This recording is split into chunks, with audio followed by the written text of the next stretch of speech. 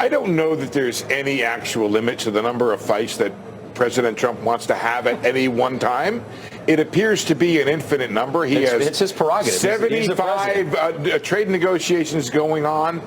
He has fights with all the universities. So I don't know. And he has multiple court cases now. So maybe he wants to have this fight with the Fed. But I think what Besson is saying, Mr. President, of all the things that you're on your plate right now and all the things that markets worry about, you don't need to have a problem with the Fed, in part, Scott, because Powell is not saying I won't cut.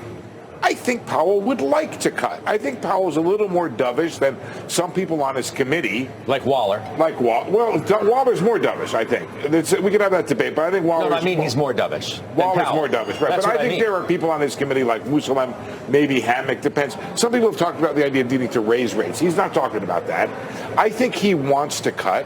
I just don't think he has essentially the license or the clearing to cut until you figure out what happens with inflation here. So it's a reason I think the market is a little out ahead of itself and banking on and hoping for a June cut. And there's another debate to have, which is what good would cutting do? If you have a supply shock to the economy, do you really want to goose aggregate demand, which is what rate cuts do, which we found out not all that long ago makes the inflationary effects of the supply shock worse. I know the other side of this whole thing, it's like, duh, did we really not understand that?